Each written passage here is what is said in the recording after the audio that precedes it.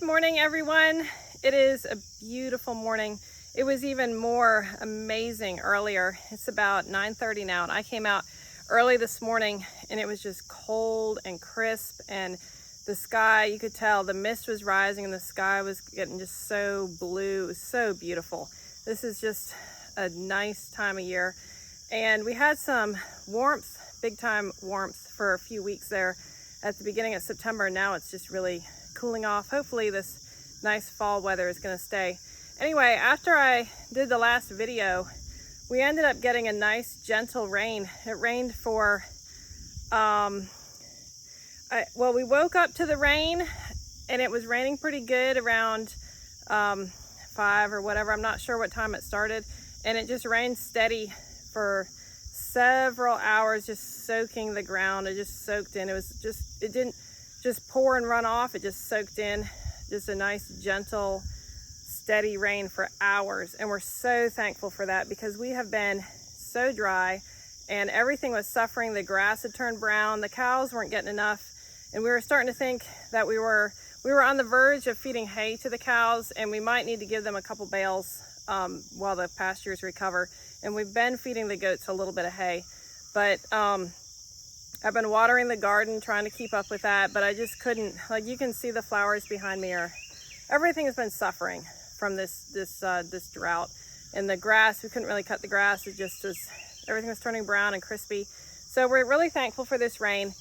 And I'm gonna take you around and show you a little bit of the garden. It's been a while. I haven't showed you the garden since maybe mid-summer, I'm thinking.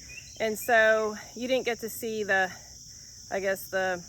biggest production of it. And I'm sorry about that, but I just didn't have time to film for a while. So right now we have a lot of kind of a mess in here. We got a lot of weeds that we're actually letting go, because we put the chickens in parts of the garden for the winter. And so the areas that I don't have any fall plants or fall crops, we're just letting weeds and grass come in, so that they have that as the base on the ground. And then we'll fill the pens, like where we pen it in for them, we fill that with leaves, and the chickens are in that. We actually have 2 batches of chickens right now, because we got new layers. We have some older layers that we're going to take through the winter, and then the newer layers should start. They're just chicks right now, we just got them.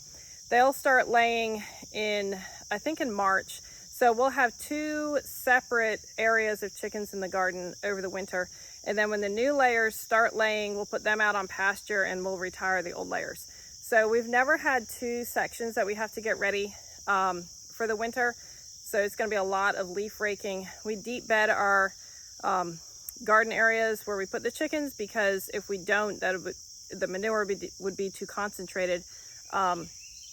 So it's really important that they have a lot of deep bedding and not a lot of leaves. Mostly we do leaves. We do get some hay from the barn and bring it in also. But when we put the chickens in, we like to have, 1 foot to 2 feet full of leaves. And so that's going to be a lot of work.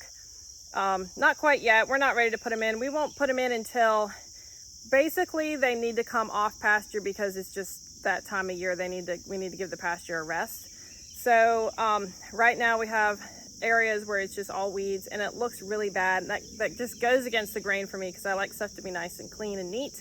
But for the sake of the chickens and the sake of the ground and how we make our soil, we have to just let it go and let the weeds and grass come in where we're going to put the chickens. So I'm going to show you kind of what it looks like, the mess of stuff, and then where we're still harvesting, and what we're getting out of the garden. I'm going to show you the blue sky, see if you can see it. My zinnias are sort of at the end, but some of them are still pretty. The sky is just so blue today. Birds are singing. It's just beautiful out.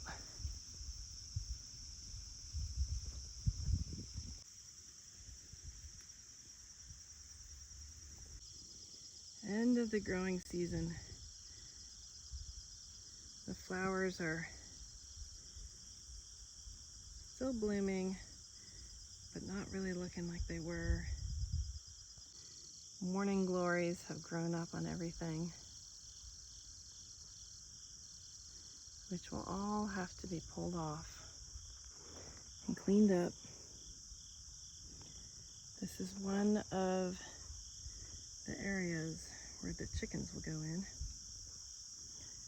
This is the area that we're going to put the younger chickens in because this actually has chicken wire on it. And the older layers will go in where we don't have the chicken wire, and we'll put our electric netting across for them because the holes are bigger on that and they won't go through the electric netting. Whereas the chicks, they really need the protection of the small chicken wire. Still have a few peppers that we're getting. They needed the rain quite badly. We actually pulled out quite a few flowers right over here because we needed to clean up around the peppers so we can get a few peppers. The flowers were just smothering them out. Flowers are still pretty. I'm not deadheading anymore or doing anything with them. I'm just gonna let them die back and compost them. We have just a few potatoes that we have hilled. So we'll have some fresh potatoes for the winter. We have potatoes stored, but they won't last all winter, and I have potatoes canned. But these will be for mashed potatoes for the holidays and that sort of thing. We have a massive area of sweet potatoes to harvest. We have already harvested 68 pounds, and we still have all this to dig, which we will wait until close to frost, I believe, before we're going to harvest this. This is the other area where we're going to run chickens. This is where the older layers will go. So we've let this go to weeds over here. This is where our tomatoes were. And we still have a few tomatoes. We're still getting just a few.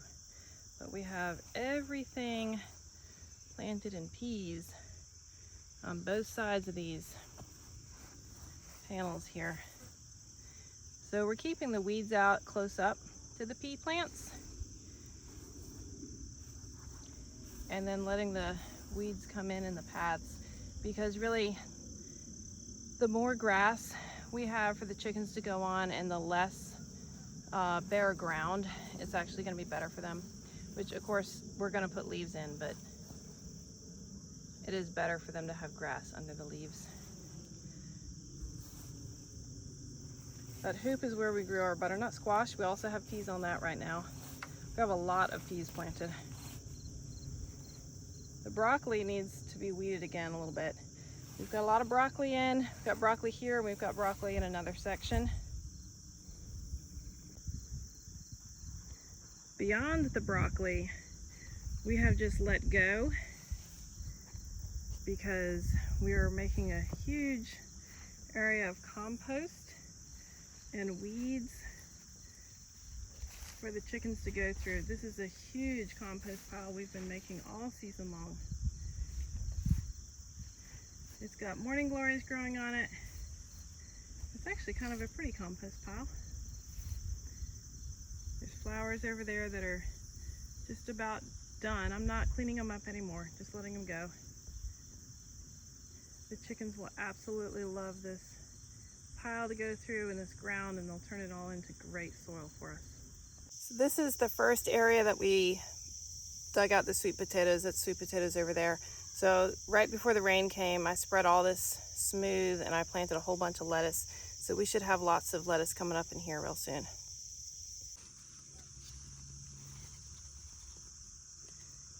We're still getting some green beans. Not a ton, but we are going to pick today. We need to pick again. These are carrots that were planted about a month ago, I think. They need to be thinned. The rain knocked them over a little bit. We've got a couple rows of green beans in here. Now, I have never grown butter beans before. My daughter works at a farm store, and her boss, she gave me, I think, a whole pound of butter bean seeds because I had never grown them before, and she was kind of surprised, and so she wanted me to try them out. She's a real sweet lady. I enjoy talking to her. So I planted these, and let's see, I'll show you the pods we're getting. So I picked some and shelled them the other day, and they're a little bit small. They're not quite ready. Some of them were about right. I think we're gonna wait a little bit longer to keep picking. They are just, you can see them all down in there. They're just loaded with pods, loaded. And they're still blooming like crazy. I've got one double planted row of these. That's one direction.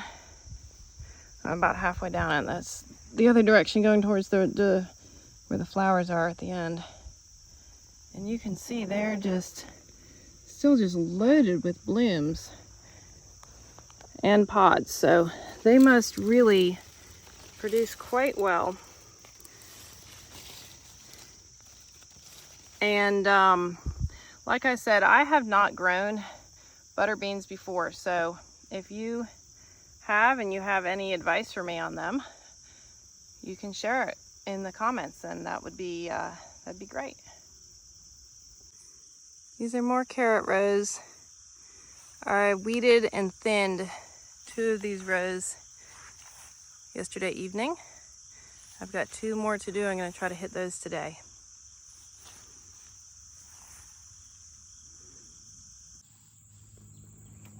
When you thin your carrots, you're going to want to thin them down to about 1 inch apart or so. So these right here, that is correct. That's about right there. This one should go. That one's too close. That'll help these 2 grow much bigger.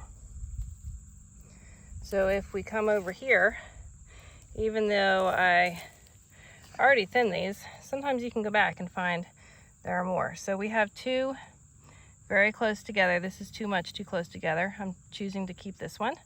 You just pick which one looks better, or just pick one if they both look better. Now this is big enough to take over and feed to the rabbits, so we'll put that aside for the rabbits. Now what we have over here is those are far enough apart. That's about a little over 1 inch, 1.25 inches. Okay, now if we come over here, that's right. That's the right amount. Here's a weed. We'll take that out. And another weed. Let's see here. Trying to see. Okay, all that's one plant, so we're good there. We're good. This is a really bad weed right here. I think that's a vine. Oh, I got it. Okay. Okay, so this is looking like we have a little too much here. And that is a bunch of carrot. Oh, I see, that's the vine right there. Okay, so we're gonna take this carrot out that's right here. That one's pretty small, but the rabbits might still want that. We'll save that for the rabbits. All right, and that's another vine that's coming up in there. We had some rain, so stuff's coming out easy now. Okay, here's another spot. They're just a little too close. And you're not really helping yourself by leaving them too close like that. They'll grow really well if they have some space between them. So when you weed, when you thin, sometimes at first, since they're not used to just being separated, they sort of tend to flop over. And that's all right. They will stand back up. You can pat the dirt up close to them. If you pull some carrots out and then the one that's left doesn't have enough dirt around it, you just can put some dirt around it and kind of push it down. Make sure it's firm and it's got dirt all the way around it. But then they'll end up standing up and getting strong. So you want to just go through when they're about this size or a little bit smaller. You can do it a little bit bigger too. And just thin them out to about 1 inch apart. So here I have some really tiny ones We don't want this one. Definitely don't want these little tiny ones. That way this nice big one can grow and this one will grow. And then we have one over here that will grow. All right, I'm gonna show you another spot where they're a little bit thicker. Okay, I've got carrots here and I planted these a couple months ago and they're super thick. I did not get to thin them earlier, and I started thinning them the other day, but they need a lot more work, so let me show you that. Okay, this is where I started thinning them, and it's the same concept, a little bigger, but you still want each carrot about 1 inch or so apart. These two are a little close. I guess I decided to leave those. Those are about 1 inch. Those in there are about 1 inch. Now, here is just really thick and it's a mess. So this one is small. Normally I wouldn't want to leave a small one. We want to leave the best ones, but we really have to leave, let's see, we want to definitely take this one out. You just gotta pick, and some of the ones you take out may even be good enough for eating, or if not big enough for eating, then the animals will enjoy them. So I'm gonna take out this one also. Oh, that's a nice one, look at that. We could eat that one, probably one of the kids might wanna eat that. All right, so let's see here. This is just way too many seeds got dumped right here. This is, all right, ooh, okay, that's definitely one to take up to the house. Definitely one, okay. That's just a little tiny one. Now I gotta decide here. I think I'll take this one. Okay, so what we have left is, this is a nice big stalk, and then we've got this little one. They got a couple, about 1.25 inches between them. And then over here is the next one that's about 1.5 inches away. And then here's a weed. I'll take the weed out.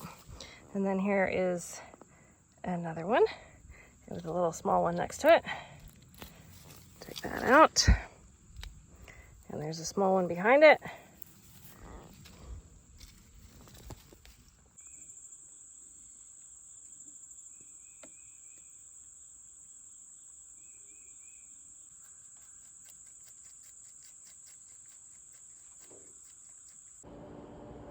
So here's some of the green beans we're still getting. They did not all get picked today. We ran out of time. But this is most of a picking. There's like half a row left, I think, which we'll have to get tomorrow. But we're still getting some, so we're thankful for that. And the butter beans should be coming in pretty soon here. By the time the green beans are out, the butter beans will probably be coming in pretty strong, I think.